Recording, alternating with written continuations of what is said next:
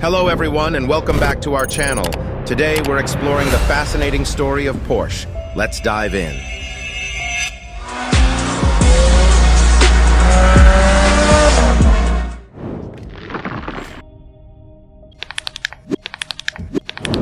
The story of Porsche is one of triumph. Porsche ist am Ziel. Tragedy,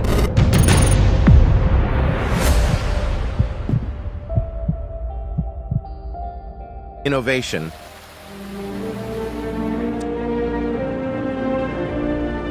Als Dank für Adolf Hitler.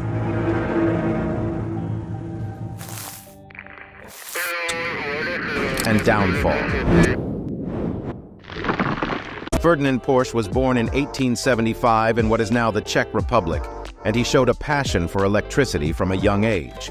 After dropping out of school to work in his father's blacksmithing business, Porsche's interest in electricity grew, and he eventually enrolled in the Imperial Technical School of Reichenberg to study engineering. It was there that he developed the skills that would lead him to become one of the greatest engineers of all time. In 1893, Porsche began his career in the automotive industry when he landed a job at Wähler Eger & Company, a manufacturer of electric machinery in Vienna. After rising through the ranks and becoming the man in charge, he left the company to work for Jacob Lohner & Company. There, he used his electric motor expertise to build the Porsche P1, the first car he ever designed. Although the car was fully electric and could only travel up to 21 miles per hour due to its heavy lead-acid batteries, it was meant for racing and testing. In 1900, Porsche added an internal combustion engine to the vehicle, creating the world's first gasoline-electric hybrid car, the Lohner Porsche Elektromobile. This new vehicle set speed records and won various motorsports events. Porsche's innovative designs didn't stop there, as he went on to create groundbreaking vehicle designs for other car manufacturers before founding his own car company. However, Porsche's involvement in military projects for the Nazi regime eventually landed him in prison and cost him his life. Despite this tragedy, his legacy lived on through the company he founded and the luxury car brand known worldwide today as Porsche. In 1972, Ferdinand Porsche's vision extended beyond the automotive world, and he founded the exclusive lifestyle brand Porsche Design, which still embodies his philosophy and design language. According to historical records, Adolf Hitler did become the Chancellor of Germany in 1933. However, there is no evidence to support the claim that Hitler was particularly interested in automobiles or that he ever met with Porsche to discuss creating a car for the German people. While Porsche did design and build the Volkswagen Beetle, it was not at the request of Hitler to create an affordable and fuel-efficient car for all Germans. Rather, the Beetle was commissioned by the German Labor Front as a basic vehicle that could be mass-produced and sold at an affordable price to ordinary citizens. The Beetle was intended to symbolize the National Socialist regime's ability to provide for the needs of everyday Germans. Although the Beetle became a popular car with Germans, with 300,000 orders placed right after its launch, it was not the greatest achievement of Porsche's career up to that point. Before the Beetle, Porsche had designed and built several successful race cars and luxury vehicles, including the Type 64, which had many of the same design features as the Beetle. In 1939, Hitler's invasion of Poland marked the beginning of World War II, and production of the Beetle was halted as the Volkswagen factory began prioritizing war production. As one of the country's top engineers and a close friend of Hitler, Porsche became involved in developing off-road military vehicles and battle machinery, including the Schwimmwagen, military version of the Beetle, Elephant tank destroyer, and the V-1 flying bomb missile. Although Porsche was one of Hitler's favorite engineers for designing tanks, he was unable to meet Hitler's expectations for the Tiger heavy tank project. Porsche designed the Ferdinand, a hybrid tank that could run on petrol and electric transmissions, but its engines were too complicated and over-engineered, which led to many problems and eventually caused it to break down during trial. Porsche had built 100 chassis for the concept before submitting his prototype. To salvage his design, the Germans converted 90 Ferdinand heavy tanks into tank destroyers and renamed them as Elephant anti-tanks. While effective in battle, most of them broke down due to engine problems and mobility issues and were lost on the battlefield. Reports show that the Porsche company used slave laborers in their Stuttgart factory during the war.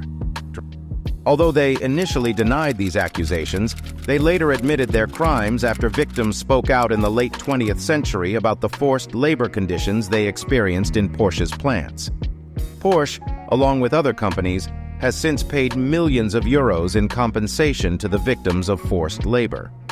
Although it was common practice for German factories with large numbers of workers to use slave labor during the war, Porsche did not necessarily agree with Nazi ideology. He rarely raised his arm in the Hitler salute and often wore a baggy gray coat that stood out during marches. Additionally, he ignored the SS rank he received from the Nazi Party, as he was only interested in growing his business and supplying what the government needed at the time.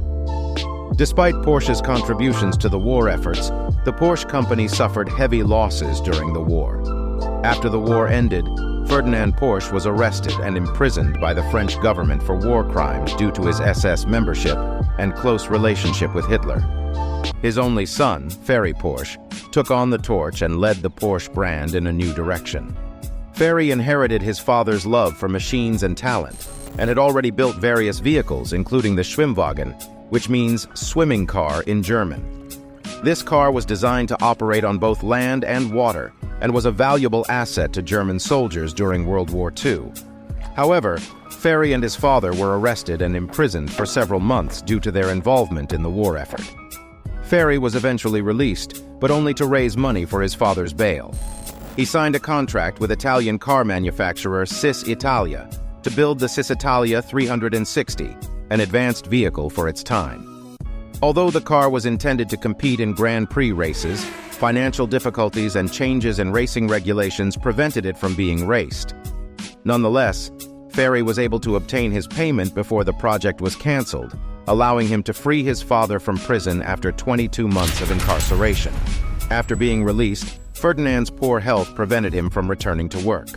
As a result, the responsibility fell on Ferry to apply his father's concepts to their new company. After working for Cis Italia, Ferry realized that they were constructing small sports cars with Fiat engines and approached the managing director of Volkswagen to utilize their parts and distribution network. Ferry provided documentation that proved his father had developed the Volkswagen Beetle before the war, which convinced Volkswagen to pay a license fee to Porsche for every VW Beetle they produced. These negotiations demonstrated Ferry's abilities as both a skilled engineer and a brilliant businessman. Most importantly, these agreements with Volkswagen provided the Porsche company with the financial resources needed to experiment and develop their own vehicles.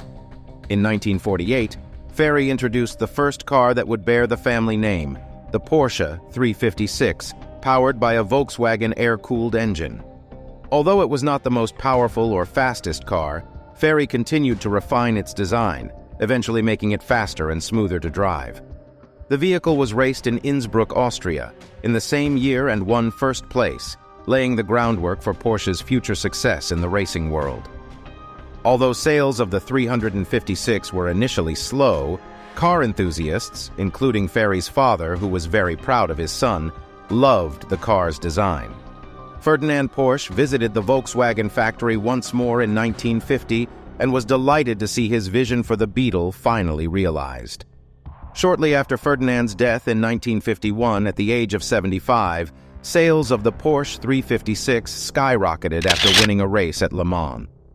Soon after, new models such as the 356 Speedster and 356 Carrera were also offered to the public, capturing the hearts of many sports drivers and celebrities. However, while the 356 was a significant turning point in Porsche's history, it was still a variation of the Beetle with minor changes. Porsche's customers were growing weary of its body design and demanded a completely new vehicle that was still recognizable as the Porsche brand. One of Ferry's sons eventually stepped in and introduced a new vehicle that would take the Porsche brand to a whole new level. Alexander Porsche was born into a family of automotive experts. His father, Ferry Porsche, had founded Porsche AG and had become one of the most respected figures in the industry.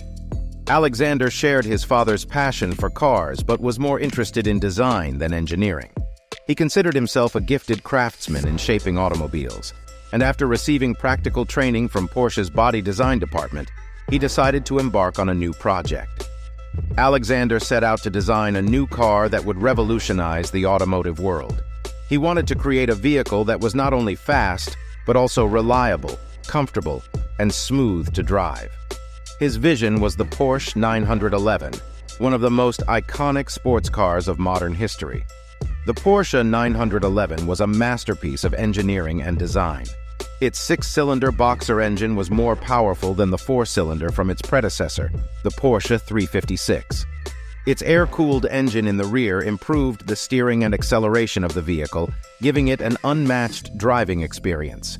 The 911 quickly became Porsche's best-selling vehicle, with its unique style and driving experience capturing the hearts of car enthusiasts worldwide.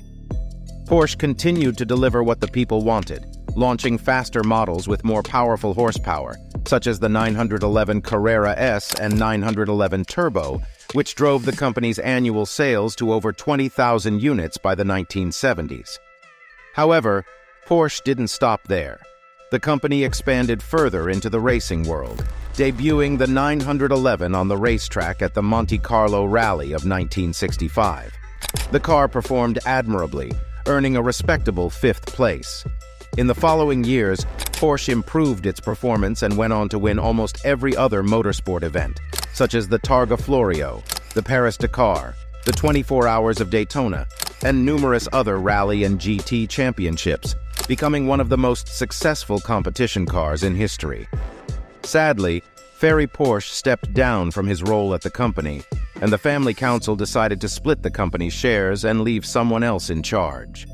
The family's involvement in the company came to an end, marking the end of an era.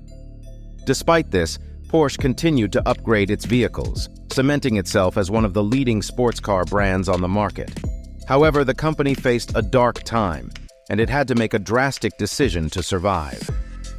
In the 1980s, Porsche faced a significant challenge due to a drop in the dollar exchange rate and increasing production costs. Their sales dropped dramatically from 46,000 units in 1986 to just 23,000 units in 1991, resulting in losses of 240 million Deutsche Marks. The situation worsened, and by 1993, they were selling only 14,000 units annually and struggling to keep their heads above water. In short, Porsche was on the verge of bankruptcy, and they needed to act quickly to save the company. In a bold move, Porsche decided to venture into the SUV market, which was booming at the time and had outpaced regular passenger cars in sales in America for the first time in 1999. The decision was met with criticism as Porsche had always been associated with luxury sports cars, and building an SUV didn't seem to align with their brand image. To make matters worse, it was going to be the first Porsche car with 4 doors. Despite the initial backlash, Porsche introduced the Cayenne in 2002. The car became an instant success and went on to become Porsche's best-selling vehicle. The Cayenne retained Porsche's signature driving performance and reliability, while its luxurious interior and ample space made it an ideal family car. The Cayenne's sales proved to be a lifeline for the company and saved them from bankruptcy. Today, the Cayenne and the Macan account for over 70% of Porsche's sales in America and are considered the sportiest SUVs on the market. However, Porsche has not lost sight of their roots in sports cars. Their latest models, such as the Porsche Panamera and the fully electric Taycan, continue to be among the best-selling sports vehicles to date. Porsche is now a subsidiary of the Volkswagen Group and remains one of the most renowned luxury car brands worldwide. Despite the challenges they faced in the past, Porsche's innovative and daring approach allowed them to emerge from the brink of bankruptcy and remain a leader in the automotive industry.